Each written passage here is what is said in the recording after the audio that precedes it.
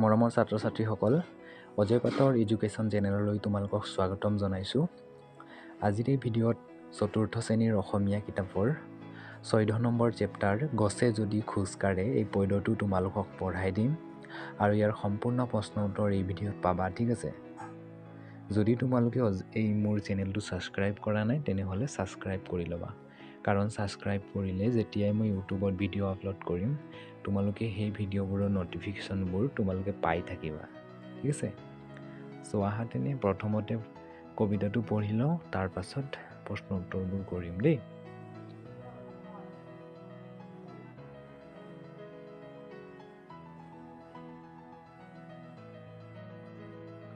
চ' প্ৰথমতে কবিতাটো পঢ়ি লওঁ দেই।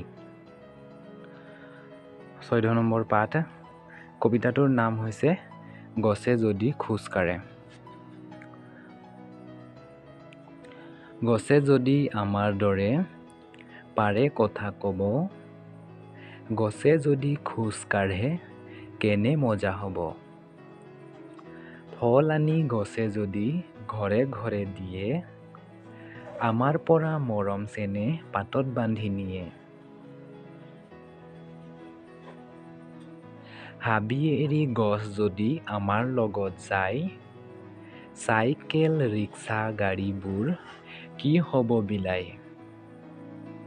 সৰু ডাঙৰ গছ মিলি শাৰী পাতি যাব, দুয়ো কাষে ল'ৰা বুঢ়াই লাগি চাব। কেনে মজা হ'ব ভাই, কেনে মজা হ'ব, গছবোৰ আমাৰ দেখোন লগৰীয়া হ'ব। ঠিক আছে, এইটো হ'ল কবিতাটো দেই। মই আকৌ এবাৰ পঢ়াই দিম, তোমালোকে পঢ়ি যাবা দেই মোৰ লগে লগে।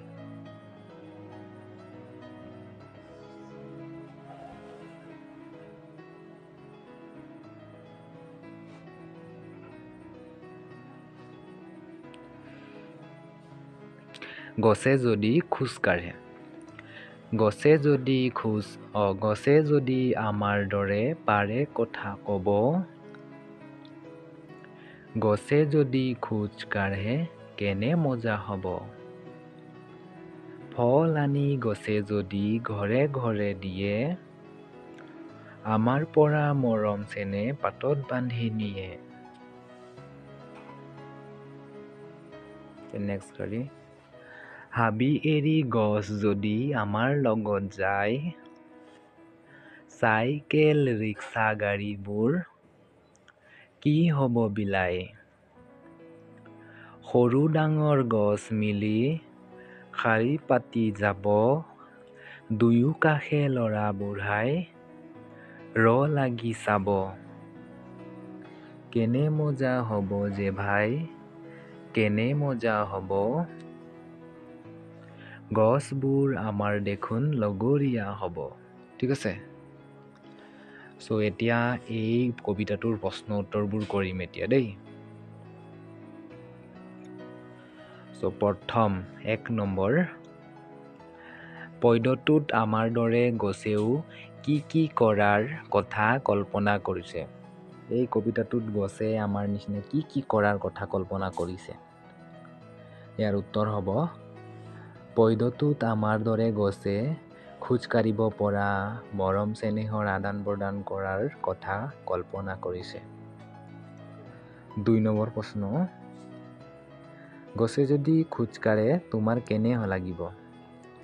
গছে যদি আমাৰ নিচিনা খোজ কাঢ়ে কেনেকা লাগিব। ইয়াৰ উত্তৰ হ'ব ভাল লাগিব।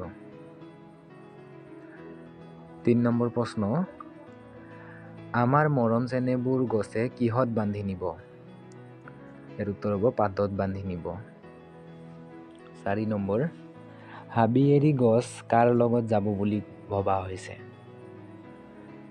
উত্তৰ হ'ব হাবি এৰি গছবোৰ আমাৰ লগত যোৱাৰ কথা কৈছে। 5 নম্বৰ প্ৰশ্ন, আমাৰ লগৰীয়া কোন হ'ব বুলি কোৱা হৈছে। উত্তৰ হ'ব আমাৰ লগৰীয়া গছ হ'ব বুলি কোৱা হৈছে।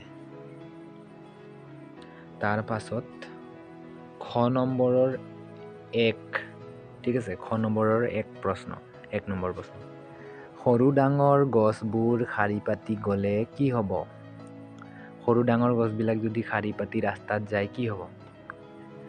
উত্তৰ হ'ব গছবোৰক ল'ৰা বুঢ়াই লাগি চাব। ঠিক আছে। 2 নম্বৰ প্ৰশ্ন, হাবি এৰি গছ গুচি গ'লে কাৰ কি অসুবিধা হ'ব? গছে যদি হাবি এৰি গুচি যায় কি অসুবিধা হ'ব? এইটো কৈছে দেই। ইয়াৰ উত্তৰ হ'ব গছবোৰ হাবি এৰি গুচি গ'লে আমাৰ বহুত অসুবিধা হ'ব। 3 নম্বৰ প্ৰশ্ন, গছ তোমাৰ ঘৰলৈ আহিলে তুমি কি কৰিবা? গছ তোমাৰ ঘৰলৈ আহিলে কি কৰিবা তুমি? ইয়াৰ উত্তৰ লিখিছে, গছে যদি আমাৰ ঘৰলৈ আহে তেনেহ'লে মই গছজোপাক বহুত মৰম কৰিম। ঠিক আছে। তুমি কৰিবা নাই? মইতো বহুত মৰম কৰিম আমাৰ ঘৰত যদি গছ আহে। আমাৰ ঘৰত যদি আম গছ এটা আহে, একদম ধুনীয়া ধুনীয়া গোবৰ সাৰ দিম আৰু গছটোক মৰম কৰিম, পানী দিম। ঠিক আছে। এতিয়া নেক্সট, শব্দ সম্ভাৰ আৰু অভিধান চাই তলৰ শব্দবোৰৰ অৰ্থ লিখা। তলত শব্দবোৰৰ অৰ্থ লিখিব লাগে। ইয়াত মই অৰ্থ লিখি দিছোঁ, তোমালোকে কিতাপত ভালদৰে অৰ্থবিলাক বহুৱাই ল'বা দেই।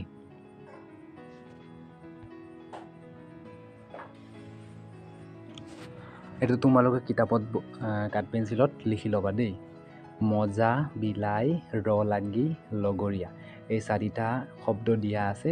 এই 4টা শব্দৰ অৰ্থবিলাক লিখিব লাগে। ইয়াত মই লিখি দিছোঁ, মজা মানে হৈছে আনন্দ, বিলাই মানে হৈছে ভাগ বতৰা কৰা, লাগি মানে একেথিৰে চোৱা, লগৰীয়া মানে ইয়াৰ অৰ্থ হ'ব বন্ধু দেই। তোমালোকে ভালদৰে লিখি ল'বা। এতিয়া নেক্সট প্ৰশ্ন, পদ্যটো গদ্য ৰূপত কোৱা আৰু লিখা। পদ্যটো গদ্য ৰূপত, পদ্যটো গছে যদি খোজকাঢ়ে পদ্যটো আমি গদ্য ৰূপত লিখিব লাগে। এয়া মই লিখি দিছোঁ দেই। উত্তৰ হ'ব, গছে যদি খোজকাঢ়িব কেনেকুৱা হ'ব? গছে যদি আমাৰ নিচিনা কথা পাতে তেনেহ'লে ভাল লাগিব। গছে আমাৰ লগত মৰম চেনেহ কৰিব, আমাক বিভিন্ন ধৰণৰ ফল দিব আৰু গছবোৰ আমাৰ লগৰীয়া হ'ব। এইটো হ'ল গদ্য ৰূপত লিখি দিছোঁ দেই। এতিয়া নেক্সট প্ৰশ্ন, তলত খালী ঠাইবোৰত পদ্যটোৰ পৰা শব্দ বহুৱাই সম্পূৰ্ণ কৰা। তলত খালী ঠাইবিলাক কি কৰিব লাগে? পদ্যটো লিখা আছে মানে পদ্যটোৰ খালী ঠাইবিলাকত পদ্যটো ফিল আপ কৰিব লাগে। এয়া মই ফিল আপ কৰি দিছোঁ, তোমালোকে কিতাপত বহুৱাই ল'বা দেই। যোনবিলাক আণ্ডাৰলাইন কৰা আছে তলত চিনা দিয়া আছে সেইবিলাকেই খালী ঠাইত হ'ব দেই। উত্তৰ আছে ক নম্বৰৰ, গছে যদি, তাৰপিছত খালী ঠাই আছে, এই খালী ঠাইত হ'ব আমাৰ দৰে, তাৰপিছত পাৰে কথা, খালী ঠাইত ক'ব হ'ব দেই। এতিয়া নেক্সটটো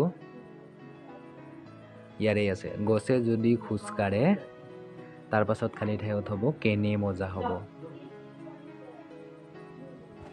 তাৰপাছত খ নম্বৰ, সৰু ডাঙৰ গছ মিলি শাৰী পাতি যাব। ইয়াত খালী ঠাইত হ'ব গছ মিলি পাতি যাব। এই আণ্ডাৰলাইন কৰাবিলাক চব খালী ঠাইত হ'ব দেই। খালী ঠাইত তোমালোকে বহুৱাই ল'বা এইবিলাক।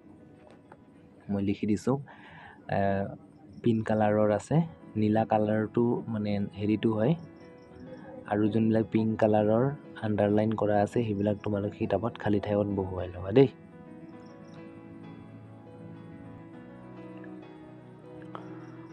চ' খালী ঠাইবিলাক তোমালোকে বহুৱাই ল'বা দেই। চ' এতিয়া নেক্সট প্ৰশ্ন,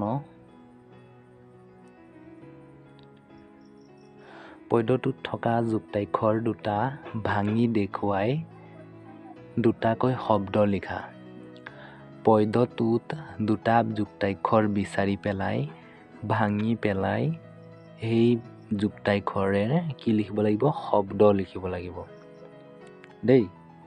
মই দুটা যুক্তাক্ষৰ লৈ লৈছোঁ, শইকয় আস্ক আৰু নয়ধয় আন্ধ। শইকয় আস্কটো মই ভাঙি দিছোঁ, ক যোগ দন্তীয়া শ, শইকয় আস্ক দেই। নয়ধয় আন্ধ, এইটো ভাঙি দিছোঁ ৯ যোগ দন্তীয়া ধ নৈধয়ান ধ। এতিয়া শইকয় আচক আৰু নৈধয়ান ধৰে দুটা এটা শব্দ লিখি দিছোঁ দেই। শইকয় আচকৰে হ'ব ৰিক্সা, নৈধয়ান ধৰে হ'ব আন্ধাৰ। বুজি পাইছা নাই তোমালোকে? বুজি নাপালে মোক কমেণ্ট কৰিবা দেই, ছাৰ মই বুজি পোৱা নাই, ভালদৰে ভিডিঅ'টো বনাও বুলি ক'বা, ঠিক আছে? এতিয়া নেক্সট প্ৰশ্ন, যুক্তাক্ষৰ গঠন কৰা। এইটো কিতাপত গঠন কৰিবলৈ দিছে দেই। ইয়াত গঠন কৰি দিছোঁ মই, তোমালোকে কাঠপেঞ্চিলত কিতাপত বহুৱাই ল'বা দেই। ইয়াত প্ৰথমটো কি হ'ব? শইতয় আস্ত্ৰ, দ্বিতীয়টো নৈতয়ান্ত্ৰ, তৃতীয়টো নৈতয়ান্তু, চতুৰ্থটো শইতয় আস্ত্ৰ। এইবিলাক লিখি ল'বা দেই, কিতাপত বহুৱাই ল'বা কাঠপেঞ্চিলত। এতিয়া নেক্সট কুৱেশ্যন, পদ্যটোৰ পৰা বিচাৰি উলিয়াই লিখা।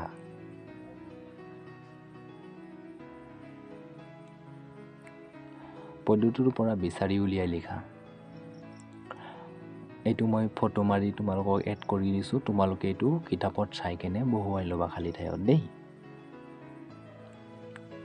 এইটো চাই লোৱা আৰু বহুৱাই লোৱা কিতাপত। এতিয়া নেক্সট প্ৰশ্ন, তলৰ শব্দবোৰেৰে একোটাকৈ বাক্য লিখা। বাক্য মানে হৈছে বাক্য ৰচনা কৰিব লাগে দেই। ইয়াৰ উত্তৰ হ'ব মজা। মজা শব্দটোৰেৰে আমি বাক্য ৰচনা কৰিছোঁ। আম খাবলৈ বৰ মজা লাগে। মৰম চেনেহ, মৰম চেনেহেৰে বাক্য ৰচনা কৰিছোঁ। মা মোক বহুত মৰম চেনেহ কৰে। বিলাই, বিলাইৰে বাক্য ৰচনা কৰিছোঁ। গছে যদি ৰাস্তাত খোজ কাঢ়ে, তেনে চাইকেল গাড়ীবোৰ কি হ'ব বিলাই। লগৰীয়া, বৰুণ মোৰ লগৰীয়া হয়। ঠিক আছে, এইবিলাক মই বাক্য ৰচনা কৰি দিছোঁ, তোমালোকে ভালদৰে লিখি ল'বা দেই। আৰু বুজি যদি পোৱা নাই তেনেহ'লে তোমালোকৰ ঘৰৰ কোনোবা যদি বুজি পোৱা, ধৰি লওক পঢ়িব জানা মা বা দেউতাই যদি পঢ়িব জানে, মা বা দেউতাক ভিডিঅ'টো চাবলৈ দিবা আৰু অকণমান বুজাই দিয়ক বুলি ক'বা, ঠিক আছে? এতিয়া নেক্সট প্ৰশ্ন, দলত আলোচনা কৰি লিখা। তো আলোচনা কৰি লিখিবলৈ গৈছে দেই। ক প্ৰশ্ন, গছে আমাক কি কি দিয়ে? ইয়াৰ উত্তৰ হ'ব, গছে আমাক প্ৰাণ বায়ু দিয়ে, ফল ফুল কাঠ ইত্যাদি দিয়ে। এইটো উত্তৰটো লিখি ল'বা দেই। এতিয়া খ নম্বৰ প্ৰশ্ন, গছৰ পৰা আমি কি কি কৰিব পাৰোঁ? গছৰ পৰা আমি কি কি কৰিব পাৰোঁ এইটো লিখিবলৈ কৈছে। ইয়াৰ উত্তৰ হ'ব, গছৰ পৰা আমি কাঠ তৈয়াৰ কৰি ঘৰ বনাব পাৰি। গছৰ ফল ফুল বিক্ৰী কৰি পইচা সংগ্ৰহ কৰিব পাৰি, ঠিক আছে?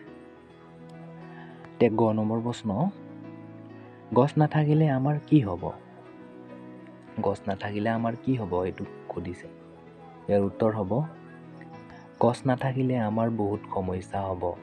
মানুহে উশাহ নিশাহ ল'বলৈ নোৱাৰা হ'ব আৰু শেষত সকলোৰে মৃত্যু হ'ব, ঠিক আছে? গছে আমাক অক্সিজেন গেছ দিয়ে, প্ৰাণবায়ু দিয়ে। গছেই যদি নাথাকে তেনেহ'লে আমি ক'ত জিন্দা থাকিব পাৰিম, নহয় জানো? আমিও মৰিম।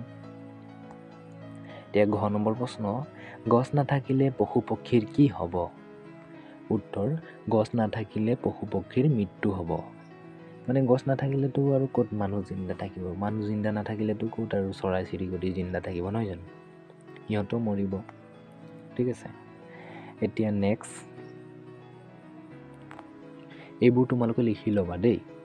পাৰিলে ভিডিঅ'টো ডাউনলোড কৰি ল'বা, ডাউনলোড কৰি ল'লে তোমালোকৰ সুবিধা হ'ব। এতিয়া নেক্সট, সাঁথৰ ভাঙা। সাঁথৰটো হৈছে কি? গছৰ ওপৰত গুটি, গুটিৰ ওপৰত গছ, কোৱাচোন বাৰু মই কি গছৰ সঁচ? ইয়াৰ উত্তৰ হ'ব আনাৰস। আনাৰস দেই। আনাৰসৰ কি থাকে? গছৰ ওপৰত গুটি থাকে গুটিৰ ওপৰত আকৌ গছ থাকে। ইয়াৰ এনচাৰটো লিখি দিবা। এইটো উত্তৰ মাটি কঁঠাল বা আনাৰস দেই। মাটি কঁঠাল বুলিও কোৱা হয় বা আনাৰস বুলিও কোৱা হয়। দেন নেক্সট, গছৰ পৰা আমি কি কি পাওঁ?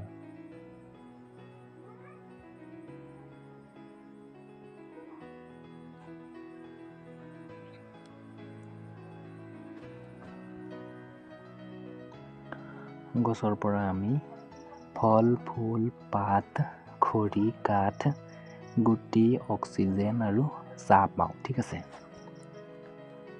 তো এইবোৰ তোমালোকে কিতাপত কাঠ পেঞ্চিল লৈ লিখি ল'বা দেই।